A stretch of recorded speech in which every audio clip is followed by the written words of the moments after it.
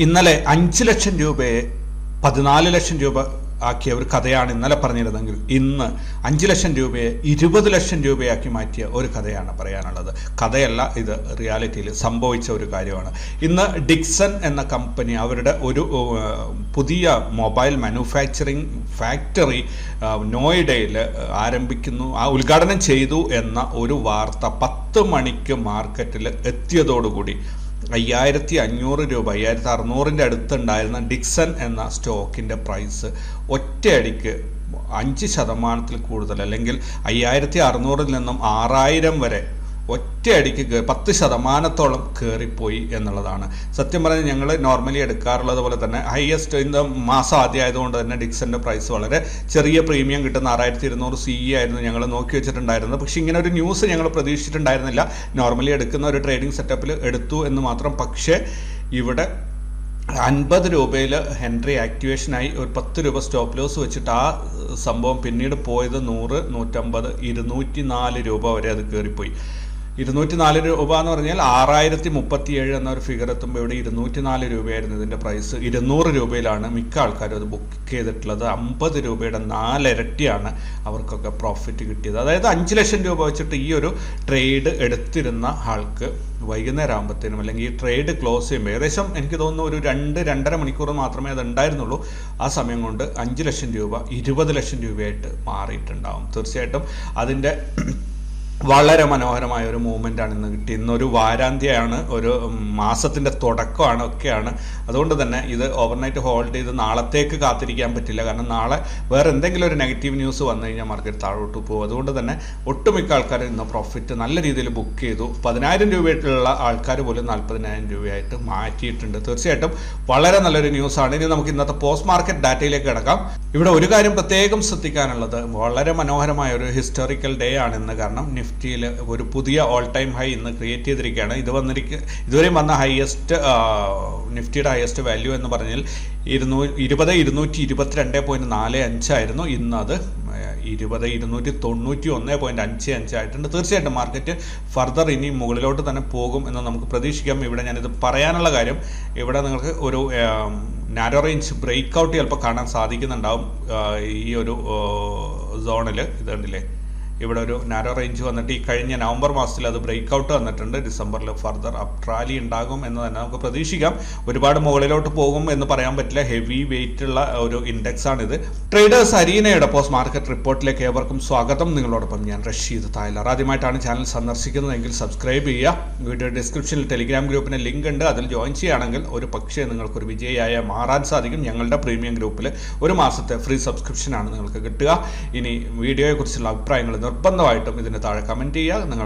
നിങ്ങളുടെ കമൻറ്റിനുള്ള മറുപടി അടുത്ത വീഡിയോയിൽ നൽകുന്നതായിരിക്കും. കഴിഞ്ഞ വീഡിയോയിൽ നിങ്ങൾ പറഞ്ഞ അഭിപ്രായങ്ങൾക്കുള്ള മറുപടി ഈ വീഡിയോയുടെ അവസാന ഭാഗത്ത് നമുക്ക് കാണാൻ സാധിക്കും. ഗ്ലോബൽ മാർക്കറ്റ് നോക്കിക്കൊണ്ട് നമുക്ക് ഇന്ന് പോസ്റ്റ് മാർക്കറ്റ് ഡാറ്റയിലേക്ക് കടക്കാം. US മാർക്കറ്റ് ജസ്റ്റ് ഓപ്പൺ ആയതേ ഉള്ളൂ. US മാർക്കറ്റ് ഓവറോൾ സെന്റിമെന്റ്സ് എന്ന് പറഞ്ഞാൽ ബുള്ളിഷാണ്. അപ്പോൾ ഡോ ജോൺസ് ഇപ്പോൾ 26 പോയിന്റ് റെഡിലാണ് പോയിക്കൊണ്ടിരിക്കുന്നത്. S&P 500 അതേപോലെ നെസ്ഡാക്ക് എല്ലാം തന്നെ ഒരു പരിധി വരെ റെഡിലാണ് ഇപ്പോൾ പോയിക്കൊണ്ടിരിക്കുന്നത്. യൂറോപ്യൻ മാർക്കറ്റ് ആണെങ്കിൽ നല്ല രീതിയിൽ അത് ബുള്ളിഷായി മാറിയിട്ടുണ്ട്. സൈഡ് വൈസ് അല്ലെങ്കിൽ ഒരു ബുള്ളിഷിലേക്ക് മാറുന്ന ഒരു ട്രാൻസിഷൻ പീരിയഡിലായിരുന്നു. ഇപ്പോൾ ക്ലിയർലി അത് ബുള്ളിഷ് ആയിട്ടുണ്ട്. ഇൻട്രാഡേയിലും നല്ല രീതിയിൽ ബുള്ളിഷായിട്ടാണ് യൂറോപ്യൻ മാർക്കറ്റ് ഇപ്പോൾ പോയിക്കൊണ്ടിരിക്കുന്നത്. ഇനി ഏഷ്യൻ മാർക്കറ്റ് നോക്കുകയാണെങ്കിൽ ഏഷ്യൻ മാർക്കറ്റിൽ ഗിഫ്റ്റ് നിഫ്റ്റി ഇപ്പോൾ 20,355 ട്രേഡിംഗ് നടക്കുന്നത്. 2 പോയിന്റ് ഗ്രീനിലാണ്. ഒരു സമ്മിശ്ര പ്രതികരണമാണ് ഏഷ്യൻ മാർക്കറ്റിൽ. കുറേ ഇൻഡെക്സുകൾ നല്ല ബുള്ളിഷാണ്, കുറേ നല്ല രീതിയിൽ ബെയറിഷും ആണ്. അതുകൊണ്ട് തന്നെ ഒരു ഏത് ഭാഗത്തോട്ടാണ് മൊത്തത്തിൽ നീങ്ങുന്നത് എന്ന് പറയാൻ സാധിക്കില്ല. ഇനി നമുക്ക് ഇന്ത്യൻ മാർക്കറ്റിലേക്ക് വരികയാണെങ്കിൽ നിഫ്റ്റി ഇന്ന് 61 പോയിന്റ് ഗ്യാപ്പ് അപ്പ് ഓപ്പണിംഗ് ആയിരുന്നു. 108 പോയിന്റിന് അഥവാ 0.53% ഇൻട്രാഡേ മൂവ്മെന്റ് ആണ് നമുക്ക് കിട്ടി. ഇന്ന് ഓപ്പണായ 20,194 നിന്ന് 74 പോയിന്റ് ലാഭത്തോടുകൂടി 20,267 മാർക്കറ്റ് അവസാനിച്ചത്. സെൻസെക്സ് നോക്കുകയാണെങ്കിൽ 193 പോയിന്റിന്റെ ഗ്യാപ്പ് അപ്പ് ഓപ്പണിംഗ് ആയിരുന്നു ഇന്ന് കിട്ടിയത്. 415 പോയിന്റിന് അഥവാ 0.62% ഇൻട്രാഡേ മൂവ്മെന്റ് ആണ് ഇന്ന് സെൻസെക്സിൽ ഉണ്ടായത്. ഇന്ന് ഓപ്പണായ 67,181 നിന്ന് 300 പോയിന്റ് ലാഭത്തോടുകൂടി 67,481 മാർക്കറ്റ് അവസാനിച്ചിരിക്കുന്നത്. 67,500 എന്ന ഒരു ലെവലിന് മുകളിൽ മാർക്കറ്റിന് നിലനിൽക്കാൻ സാധിച്ചില്ല എന്നുള്ളതാണ് സത്യം. ഇന്ത്യ വിക്സ് അഥവാ വൊളാറ്റിലിറ്റി ഇൻഡെക്സ് നോക്കുകയാണെങ്കിൽ ഇന്ന് 2.44% കുറയുകയാണ് ചെയ്തിട്ടുള്ളത്. ഇന്നത്തെ ക്ലോസിംഗ് 12.38. ബാങ്ക് നിഫ്റ്റി നോക്കുകയാണെങ്കിൽ ബാങ്ക് നിഫ്റ്റി ഇന്ന് 98 പോയിന്റ് ഗ്യാപ്പ് അപ്പ് ഓപ്പണിംഗ് ആയിരുന്നു.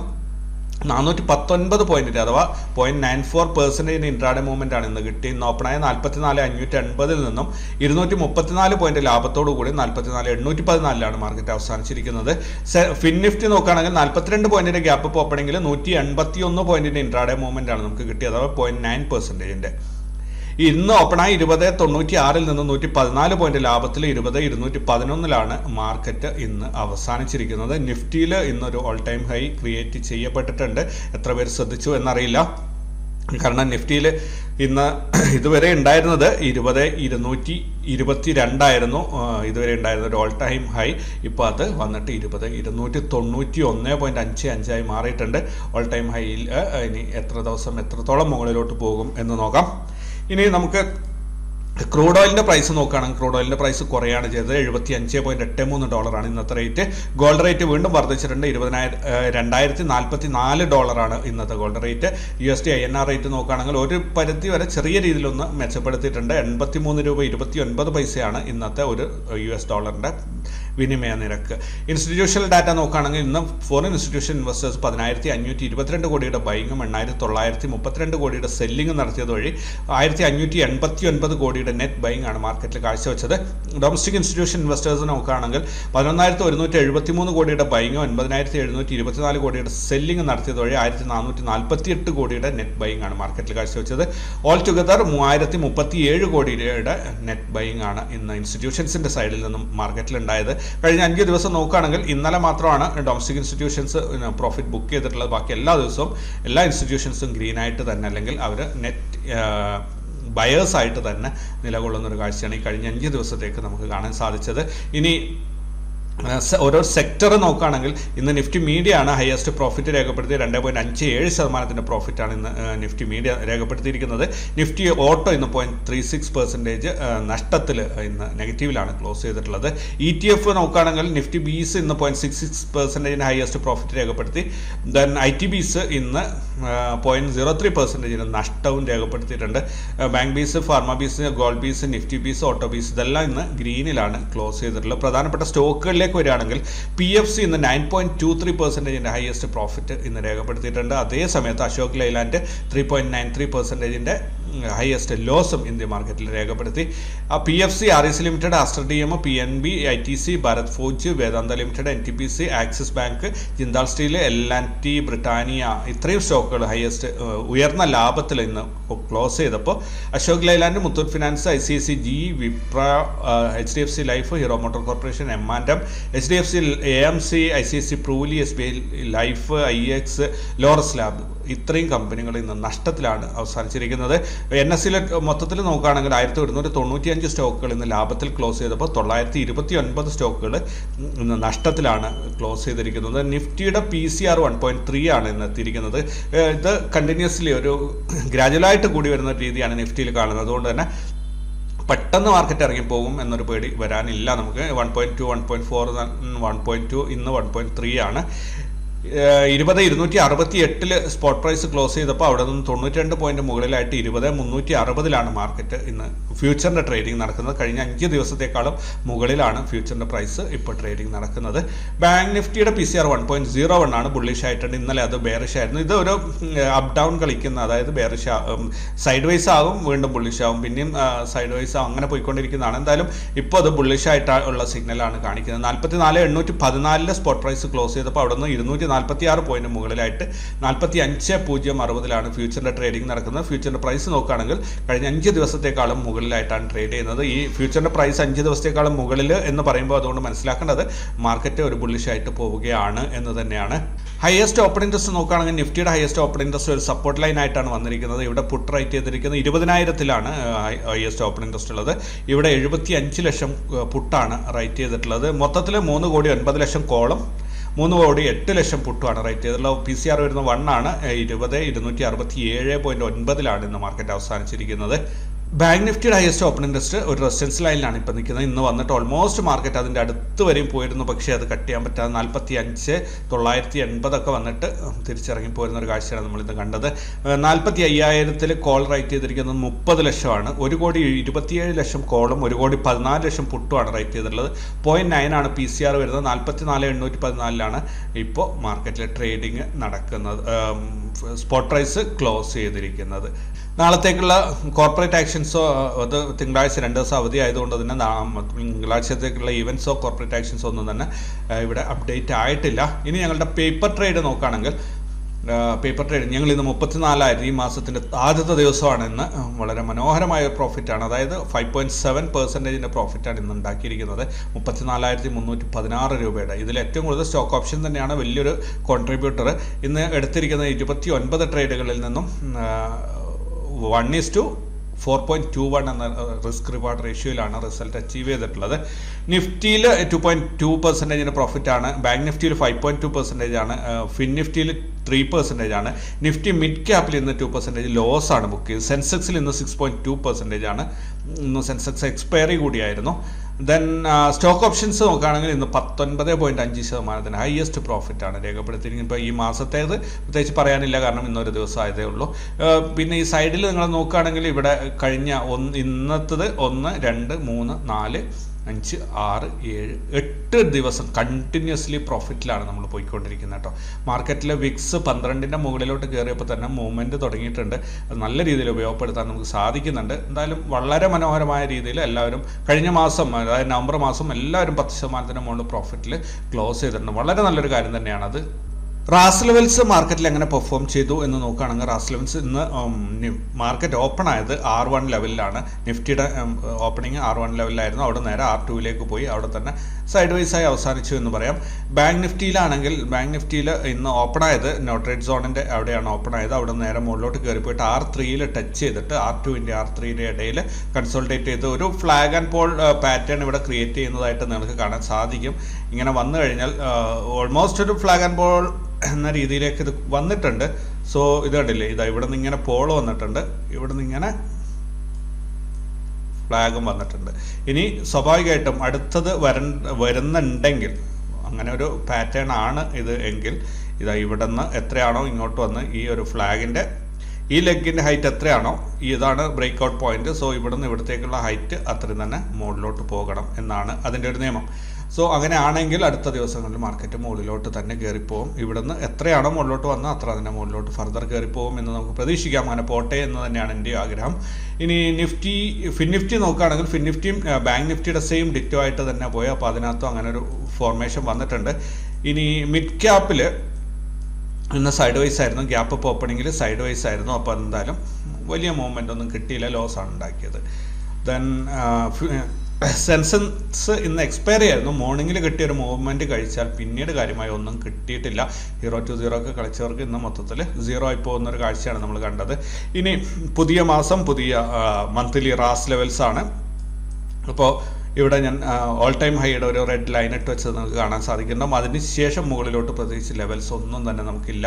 ഇതെങ്ങനെയാണ് ഈ ഒരു രീതിയിൽ വന്നെത്തിയത് എനിക്ക് എങ്ങനെ മനസ്സിലാവുന്നത്? എൻ്റെ എല്ലാ കാൽക്കുലേഷൻസും ഞാൻ വീണ്ടും പരിശോധിച്ച് നോക്കിയിട്ടുണ്ട്. അതിലൊന്നും തന്നെ എവിടെയും എററോ കാര്യങ്ങളോ ഇല്ല. പക്ഷേ എനിക്ക് ഇതിൻ്റെ ഇടയിൽ ഒരു ലെവൽസും കാൽക്കുലേറ്റ് ചെയ്ത് കിട്ടിയില്ല എന്നുള്ളതാണ് സത്യം. ഓൾ ടൈം ഹൈ വന്നിരിക്കുന്നത് 20,222 ഇന്ന് കയറിയിട്ട് 20,291 കയറിപ്പോയിട്ടുണ്ട്. ദെൻ മാർക്കറ്റ് ഇനി പോകുന്നുണ്ടെങ്കിൽ നേരെ 20,738 വരെയും മുകളിലോട്ട് തന്നെ കയറി പോകണം. അവിടെയാണ് ഇനി അതിനൊരു തടസ്സം നിൽക്കാൻ എന്തെങ്കിലുമൊക്കെ ഉള്ളത്. അതിൻ്റെ ഇടയിൽ പല പ്രാവശ്യം ഇത് ഈ ഓൾ ടൈം ഹൈയിൽ വന്ന് സപ്പോർട്ട് എടുത്തേക്കാം. ഇനി താഴോട്ടാണ് പോകുന്നതെങ്കിൽ നല്ല രീതിയിൽ ഒരുപാട് അവസരങ്ങൾ നമുക്ക് വരാനുണ്ട്. ഇനി ബാങ്ക് നിഫ്റ്റി നോക്കുകയാണെങ്കിൽ ബാങ്ക് നിഫ്റ്റിയിൽ ഇതേ രീതിയിലാണ് വന്നിരിക്കുന്നത്. ആ പാറ്റേൺ ആ ഒരു ഇടയിൽ എവിടെയും ലെവൽസ് ഇല്ല എന്നുള്ളതാണ് സത്യം. ഇനി മുകളിലോട്ട് പോകുകയാണെങ്കിൽ അധിക ദൂരമൊന്നുമില്ല സഞ്ചരിക്കാൻ. 45,711 വരെ ഏകദേശം ഇപ്പം 44,800 എത്തിയിട്ടുണ്ട്. ഒരു 800 പോയിന്റും കൂടിയേ മുകളിലോട്ട് പോകാനുള്ളൂ.